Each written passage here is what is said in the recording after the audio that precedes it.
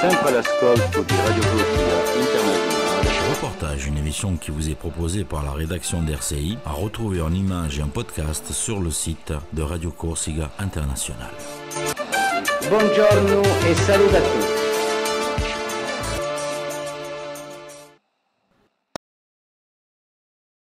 RCI au Cisimu Café, place Vatala-Pesca à Bastia, avec un groupe de jeunes, un groupe qui s'appelle Atlas, avec nous donc Lucas, bonsoir. Gabriel, bonsoir. Joseph-Antoine bonsoir. Et Jean-Pierre. Alors des jeunes, ils ont à peine 17 ans, entre 16 et 17 ans, ils sont tous lycéens, il y en a de Saint-Florent, il y en a de Bastia, on va présenter un petit peu leur groupe. Alors tout d'abord, on va parler avec Joseph-Antoine, pourquoi ce nom de groupe Atlas ? Alors déjà le nom Atlas, il faut savoir que nous ici, on est un peu passionnés par l'espace et tout. Et donc le nom Atlas, c'est une lune de Saturne. Atlas, déjà du coup on trouvait le nom bien, ça rendait bien avec notre passion qui est l'espace, notre passion commune. Et puis Atlas c'est aussi le dieu de la mythologie, donc celui qui porte la terre, la terre sur son dos. Donc ça fait quand même un effet puissant pour le groupe, mastoc, je veux dire bien rock'n'roll. Donc du coup, voilà, ça réunissait vraiment deux choses qu'on voulait. Ça représentait vraiment la puissance, en fait. Alors, comment vous vous êtes rencontrés, en fait ? Alors, nous trois, on s'est rencontrés au collège. Nous deux, on a commencé en 6e à répéter ensemble. Il avait une batterie chez lui, moi je jouais un peu de guitare. Ensuite, on a rencontré Joseph-Antoine, qui nous a accompagnés à la guitare. On a commencé à faire des balles du collège, des fêtes de la musique. Et au lycée, on cherchait un bassiste, qui était la pierre manquante au groupe. Et on l'a trouvé au lycée. En classe, on s'est rencontrés, il jouait un peu de guitare, on lui a dit est-ce que ça te dirait de venir dans un groupe en tant que bassiste et voilà. Alors Jean-Pierre, on va parler un petit peu du style de musique que vous faites. Oui, alors nous à la base c'est quand même du rock, un peu hard rock, et ce qui dépasse aussi un petit peu sur du métal. Mais c'est globalement, très globalement sur du hard rock. Ouais. Donc c'est des standards que vous interprétez ou il y a des compositions ? Il y a surtout des compositions, c'est un album d'ailleurs en septembre, début septembre, qui s'appelle All World Breaking Loose. C'est des compositions, il y a 11 compositions et c'est du hard rock. Il y a un petit peu de métal, il est très varié, du disco. Ouais. Il y a un petit peu de tout. Ouais. Donc c'est à dominante anglais, c'est forcément. Ça, oui, dominante anglais, que l'anglais en fait. Alors on va parler un peu avec le batteur Lucas. Comment tu es venu à la batterie toi ? Parce que c'est spécial la batterie quand même. Tu tapais sur les casseroles quand tu étais petit ? Ouais, presque. Non, moi j'avais commencé très tôt. Mais il se trouve que ça m'avait pas trop plu au début parce que jouer seul, c'était pas extraordinaire. Mais après, vu que j'avais repris avec Gabriel, et du coup on s'est dit on va refaire le groupe de rock. Et donc je me suis remis à la batterie. C'était pas simple au début parce que je savais pas trop bien jouer. Mais au fur et à mesure j'ai pris des cours, j'ai commencé à apprendre tout seul. Et à peu près je m'en sors on va dire. Alors, justement, la batterie c'est quand même un instrument de musique parce qu'on parle de la guitare, il y a les accords et tout. Je suppose que la batterie on tape pas simplement de... Ah non, c'est très compliqué. Il faut pas croire parce que généralement les gens ils sont là oui, on tape comme plus, ça, voilà, ouais. C'est tam-tam, c'est rigolo. Non, non, c'est très technique, c'est très compliqué, surtout à synchroniser les différents membres du corps. Et c'est un instrument qui est très important pour la musique. C'est la base de toute musique que vous pouvez trouver. C'est la batterie qui va régir toute la musique. Et c'est pour ça que c'est un instrument qui est... Ça se fait à l'oreille quand même ? Oui aussi, mais il y a des partitions, il y a beaucoup de stratégies à avoir, de techniques. Et c'est vrai que c'est un instrument qui est très important dans un groupe. Alors Gabriel, toi c'est la guitare et le chant, c'est ça hein ? C'est Alors ça. La guitare, ça fait combien de temps que tu en joues ? Ça fait depuis environ le CM1, CM2, donc oui. je vais avoir 8-9 ans, 9-10 ans peut-être.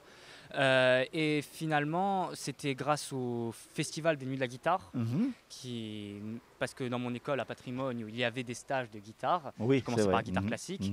Puis après, je rencontrais des gens qui jouaient de la guitare électrique. Évidemment, j'étais petit, ça m'intéressait beaucoup, notamment Joseph-Antoine. Et j'ai commencé à apprendre la guitare électrique comme ça. Je me suis acheté une guitare électrique. Et ensuite, pour le chant, j'y suis venu beaucoup plus récemment parce qu'on cherchait un chanteur et on a eu quelques chanteurs dans le groupe, mais c'est compliqué, etc.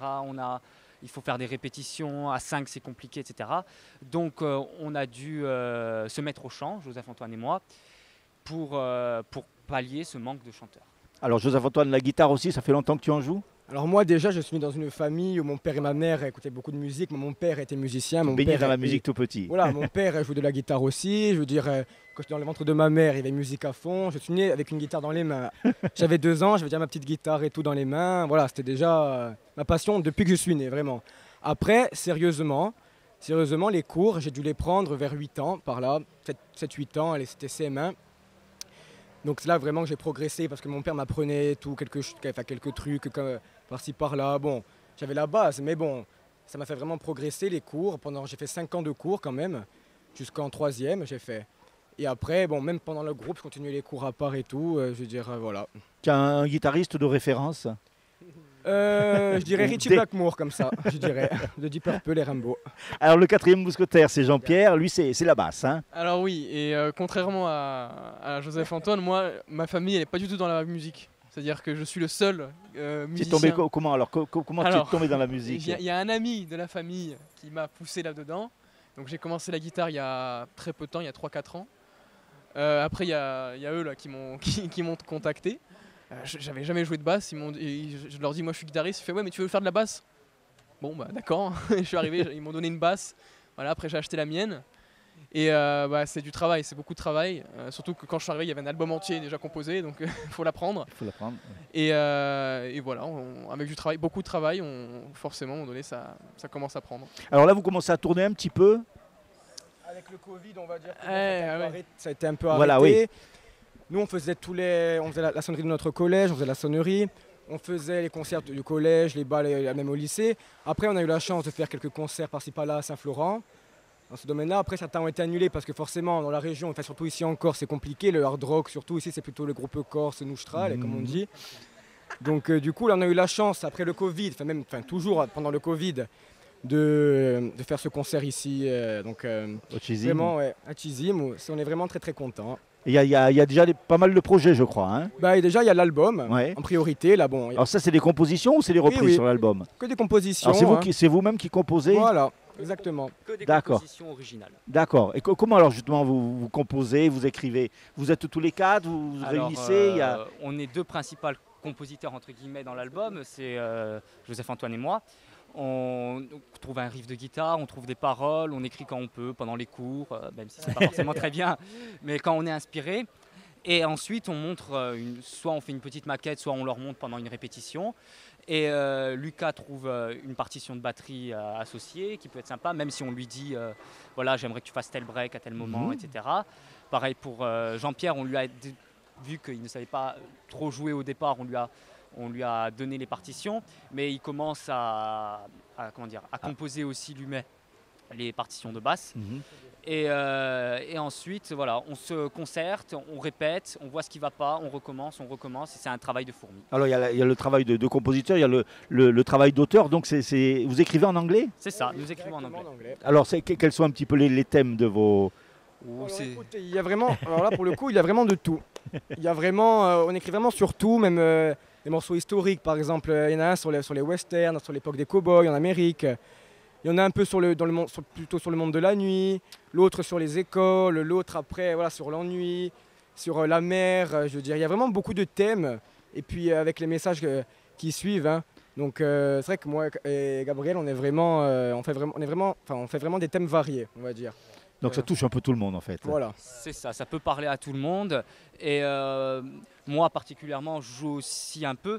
On parle de ce qui nous touche, de l'école, de l'ennui que ça peut procurer parfois, donc de l'ennui, mais aussi des soirées, de l'amour, etc.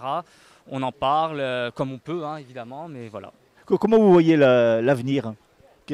Comment vous vous projetez un petit peu sur... l'Olympia, bien sûr. Oui, à part l'Olympia, le Zénith. Non, bon, merci, c'est bien aussi, merci. Non, plus sérieusement, on arrive en terminale, donc tous là. Donc il va y avoir les études supérieures ensuite. Donc là, à mon avis, il va y avoir une petite pause, vu qu'on a des chemins assez variés dans le groupe. Mais on a pour projet de se retrouver, bien sûr. Hein. On a pour projet de se retrouver et de, pourquoi pas faire un deuxième album. Hein.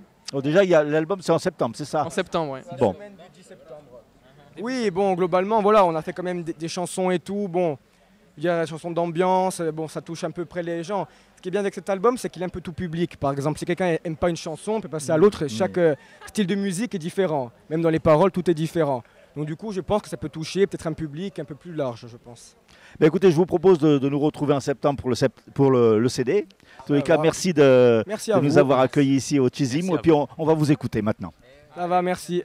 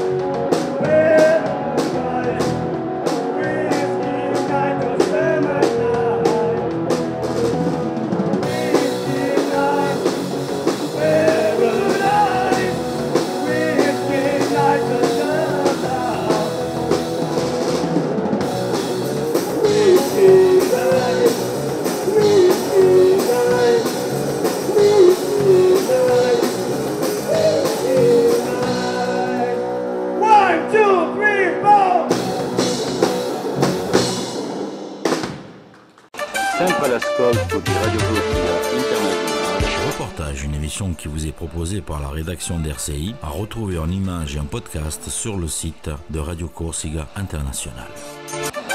Buongiorno e saluto a tutti.